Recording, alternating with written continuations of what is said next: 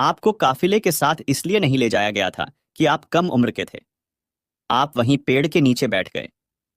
ادھر بحیرہ نے لوگوں کو دیکھا اور ان میں سے کسی میں اسے وہ صفت نظر نہیں آئی جو آخری نبی کے بارے میں اسے معلوم تھی، نہ ہی ان میں سے کسی پر وہ بادل نظر آئی، بلکہ اس نے عجیب بات دیکھی کہ وہ بادل وہیں پڑاؤ کی جگہ پر ہی رہ گئی تھی۔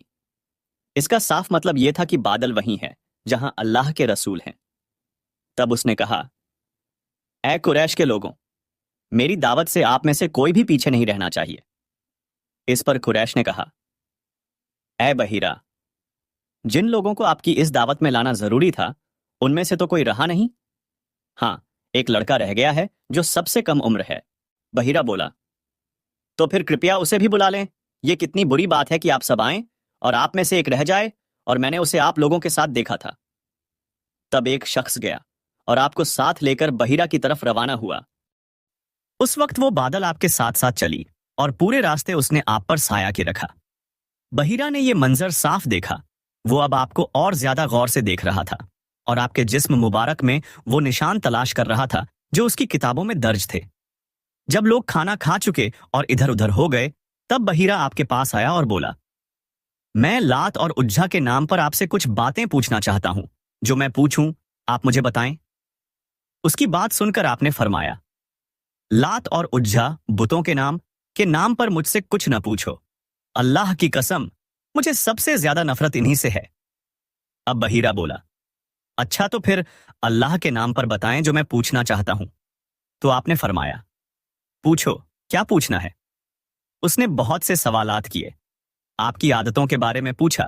اس کے بعد اس نے آپ کی کمر پر سے کپڑا ہٹا کر مہر نبوت کو دیکھا۔ وہ بالکل ویسی ہی تھی جیسا کہ اس نے اپنی کتابوں میں پڑھا تھا۔ اس نے فوراً مہر نبوت کی جگہ کو بوسا دیا۔ قریش کے لوگ یہ سب دیکھ رہے تھے اور حیران ہو رہے تھے۔ آخر لوگ کہے بنا نہ رہ سکے، یہ راہب محمد صلی اللہ علیہ وسلم میں بہت دلچسپی لے رہا ہے، شاید اس کے نزدیک ان کا مرتبہ بہت بلند ہے۔ ادھر نبی کریم صلی اللہ علیہ وسلم سے بات چیت کرنے کے بعد بحیرہ ابو طالب کی طرف آیا اور بولا، یہ لڑکا تمہارا کیا لگتا ہے؟ ابو طالب نے کہا، یہ میرا بیٹا ہے۔ اس پر بحیرہ نے کہا، نہیں، یہ تمہارا بیٹا نہیں ہو سکتا۔ یہ نہیں ہو سکتا کہ اس کا باپ زندہ ہو۔ ابو طالب کو یہ سن کر حیرت ہوئی۔ پھر انہوں نے کہا، دراصل یہ میرے بھائی کا بیٹا ہے۔ ان کا باپ کہاں ہے؟ وہ فوت ہو چکا ہے۔ اس کا انتقال اس وقت ہو گیا تھا جب یہ ابھی پیدا نہیں ہوئے تھے۔ یہ سن کر بحیرہ بول اٹھا، ہاں، یہ بات صحیح ہے۔ اور ان کی والدہ کا کیا ہوا؟ ان کا ابھی تھوڑے عرصے ہی پہلے انتقال ہوا ہے۔ یہ سنتے ہی بحیرہ نے کہا، بالکل ٹھیک کہا۔ اب تم یوں کرو کہ اپنے بھتیجے کو واپس وطن لے جاؤ۔ یہودیوں سے ان کی پوری طرح حفاظت کرو۔ اگر انہوں نے انہیں دیکھ لیا اور ان میں وہ نشانیاں دیکھ لیں جو میں نے دیکھی ہیں تو وہ انہیں قتل کرنے کی کوشش کریں گے۔ تمہارا یہ بھتیجا نبی ہے، اس کی بہت شان ہے۔ ان کی شان کے بارے میں ہم اپنی کتابوں میں بھی لکھا ہوا پاتے ہیں، اور ہم نے اپنے باپ دادا سے بھی بہت کچھ سن رکھا ہے۔ میں نے یہ نصیحت کر کے اپنا فرض پورا کر دیا ہے، اور انہیں واپس لے جانا تمہاری ذمہ داری ہے۔ ابو طالب بحیرہ کی باتیں سن کر خوف زدہ ہو گئے۔ آپ کو لے کر مکہ واپس آ گئے۔ اس واقعے کے وقت آپ کی عمر 9 سال تھی۔ اس عمر کے لڑکے عام طور پر کھیل کود میں ضرور حصہ لیتے ہیں۔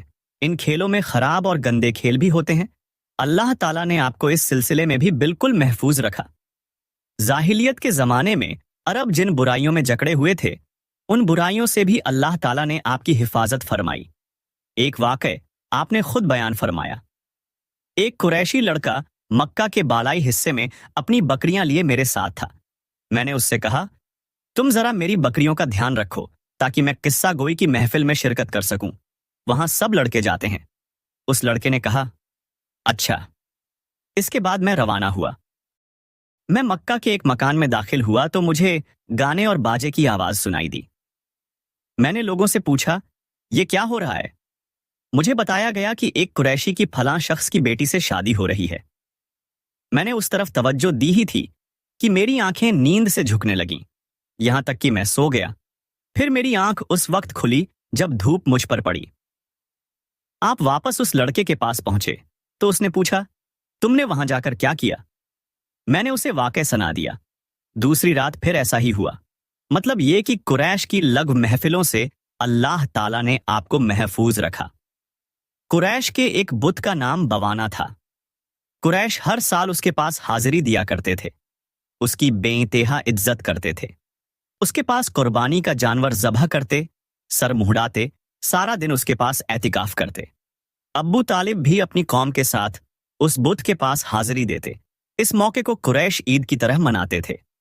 ابو طالب نے نبی کریم صلی اللہ علیہ وسلم سے کہا، بھتیجے، آپ بھی ہمارے ساتھ عید میں شرکت کریں۔ آپ نے انکار فرمایا۔ ابو طالب ہر سال آپ کو شرکت کرنے کے لیے کہتے رہے، لیکن آپ ہر بار انکار ہی کرتے رہے۔ آخر ایک بار ابو طالب کو غصہ آ گیا۔ آپ کی پھوپھیوں کو بھی آپ پر بے انتہا غصہ آیا۔ وہ آپ سے بولی، تم ہمارے معبودوں سے اس طرح بچتے ہو اور پرہیز کرتے ہو، ہمیں ڈر ہے کہ تمہیں کوئی نقصان نہ پہنچے۔ انہوں نے یہ بھی کہا، محمد، آخر تم عید میں کیوں شرکت نہیں کرتے؟ ان کی باتوں سے تنگ آ کر آپ ان کے پاس سے اٹھ کر کہیں دور چلے گئے۔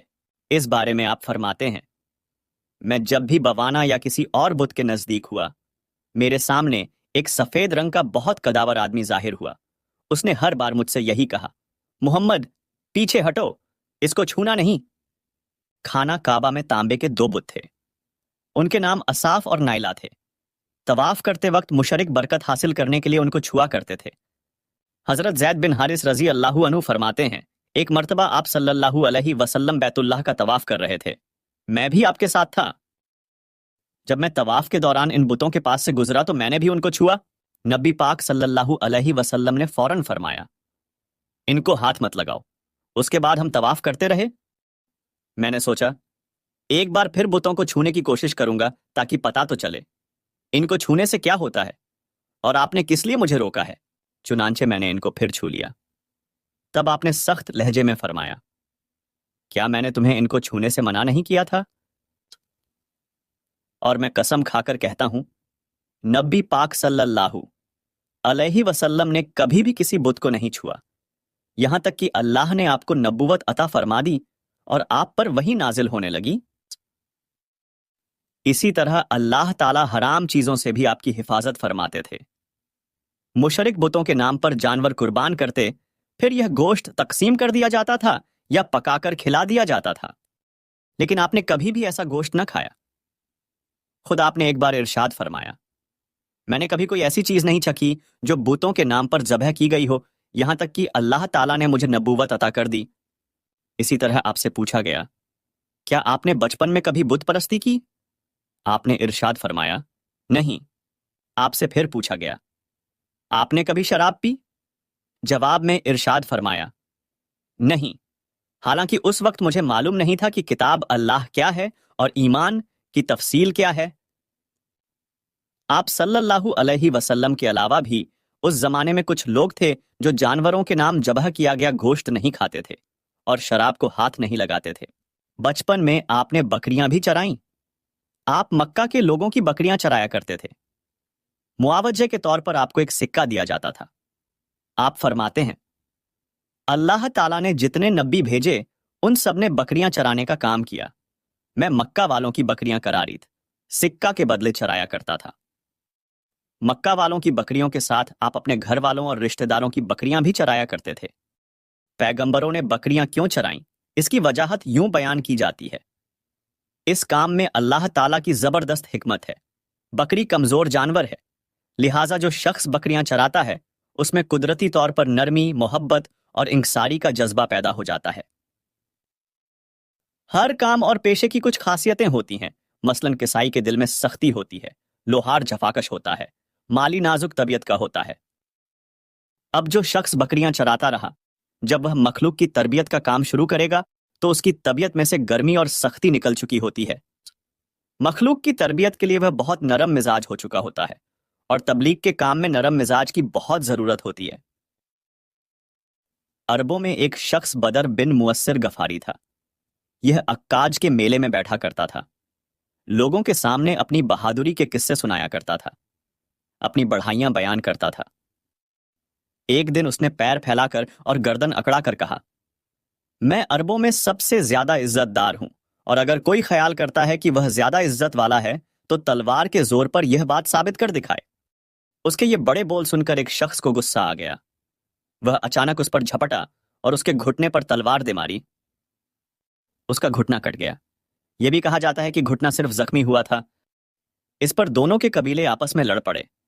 ان میں جنگ شروع ہو گئی۔ اس لڑائی کو فزار کی پہلی لڑائی کہا جاتا ہے۔ اس وقت آپ صلی اللہ علیہ وسلم کی عمر 10 سال تھی۔ فزار کی ایک اور لڑائی بنو عامر کی ایک عورت کی وجہ سے ہوئی۔ اس میں بنو عامر بنو کنانہ سے لڑے کیونکہ کنانہ کے ایک نوجوان نے اس قبیلے کی کسی عورت کو چھیڑا تھا۔ فزار کی تیسری لڑائی بھی بنو عامر اور بنو کنانہ کے درمیان ہوئی۔ یہ لڑائی قرض کی ادائیگی کے سلسلے میں ہوئی۔ فزار کی ان تینوں لڑائیوں میں نبی صلی اللہ علیہ وسلم نے کوئی حصہ نہیں لیا۔ البتہ فزار کی چوتھی لڑائی میں آپ نے شرکت فرمائی تھی۔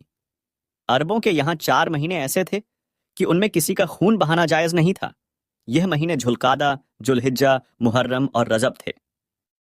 یہ لڑائیاں چونکہ حرمت کے ان مہینوں میں ہوئیں، اس لیے ان کا نام فزار کی لڑائیاں رکھا گیا۔ فزار کا معنی ہے گناہ، یعنی یہ لڑائیاں ان کا گناہ تھا۔ چوتھی لڑائی جس میں نبی کریم صلی اللہ علیہ وسلم نے بھی حصہ لیا، اس کا نام فزار براج ہے۔ یہ لڑائی اس طرح شروع ہوئی۔ قبیلہ بنو کنانہ کے براج نامی ایک شخص نے ایک آدمی عروہ کو قتل کر دیا۔ عروہ کا تعلق قبیلہ حوازن سے تھا۔ یہ واقعہ حرمت والے مہینے میں پیش آیا۔ براج اور عروہ کے خاندان کے لوگ یعنی بنو کنانہ اور حوازن اس وقت عکاج کے میلے میں تھے۔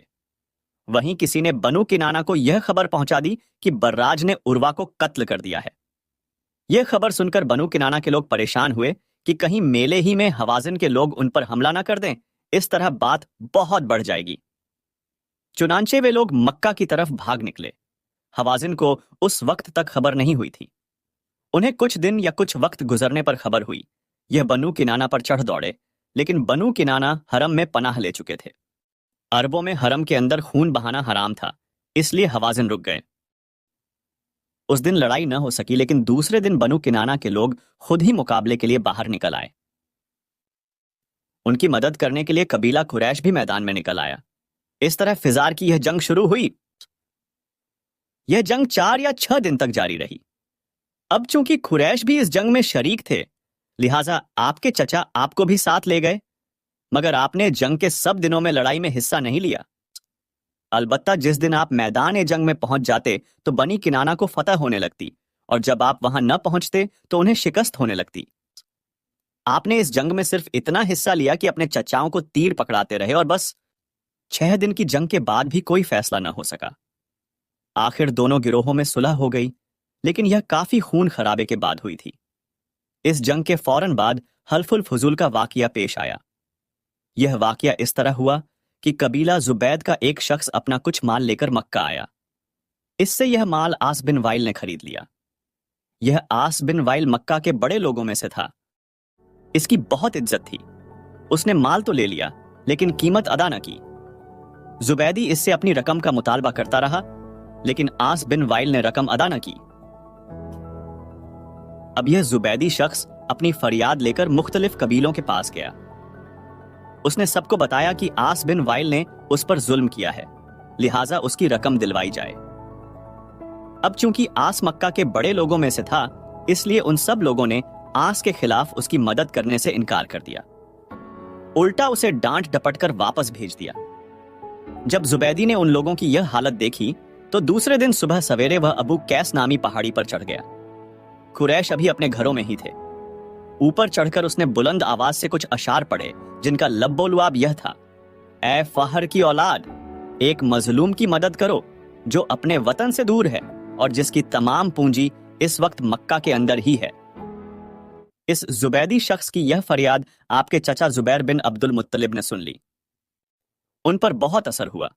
انہوں نے عبداللہ بن جڑان کو ساتھ لیا اور اس آدمی کی مدد کے لیے اٹھ کھڑے ہوئے۔